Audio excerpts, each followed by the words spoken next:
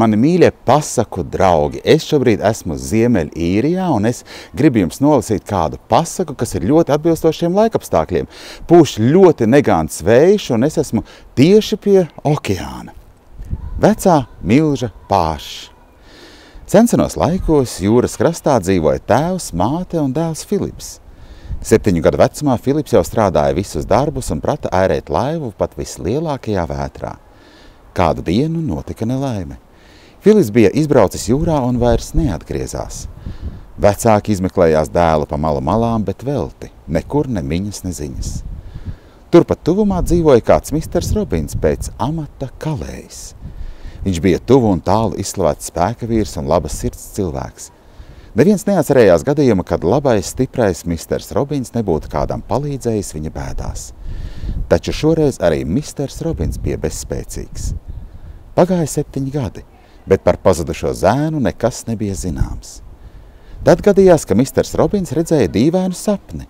Pašā pusnakts stundā viņam parādījās mazais Filips.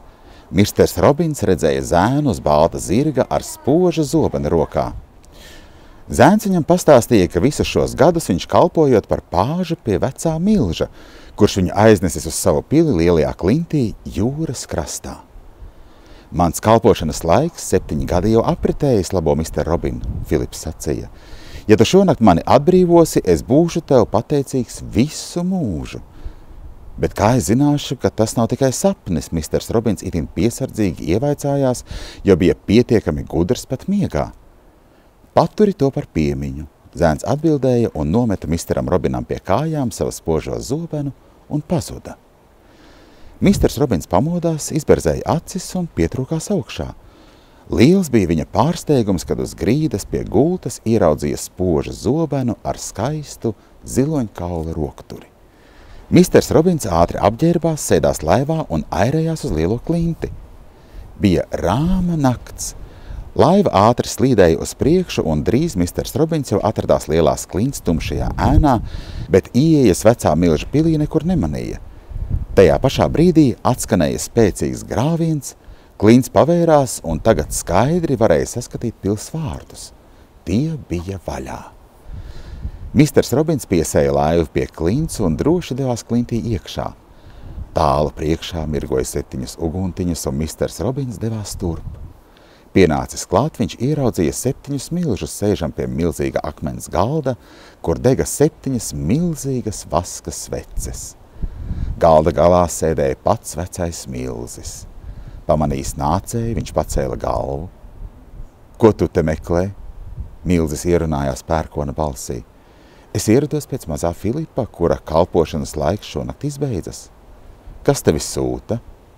Neviens mani nesūta, es nāku pats, jo mani visus šos 7 gadus grauž Filipa tēva un mātes bēdas. Tad tev vajadzēs atrast zēnu starp visiem maniem pāžiem, milzis sacīja. Bet ja tu nevarēsi to izdarīt, tad tev beigas. Nāc man līdzi. Milzis ieveda misteru Robinu gaišā telpā, kur gar abām sienām rindā stāvēja skaisti zēni, visi vienāda vecuma un vienādi ģērbti zaļās drānās. Tu vari ņemt līdzi Filipu, milzis teica, bet izvēlē es dodu tikai 1 reizi. Misters Robins apjuka, jo te bija vesels pulks zēnu. Tad pēkšņi zēnu vidū misters Robins pamanīja vienu, kuram nebija zobena. Misters Robins pieskrēja tam klāt, saņēma to pie rokas un teica, tas ir Filips.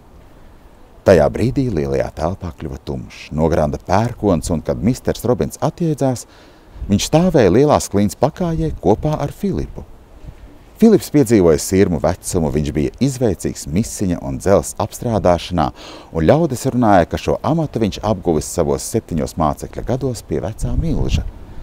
Misters Robins dzīvoja pie Filipa un bija viņa labākais draugs un padomdevējs, bet pāža zobens vēl tagad karājas goda vietā mistera Robina istabā. Lūk, šāda skaista īra tautas pasaka tieši no Ziemeļīrijas, lai salds miedziņš ar labu nakti.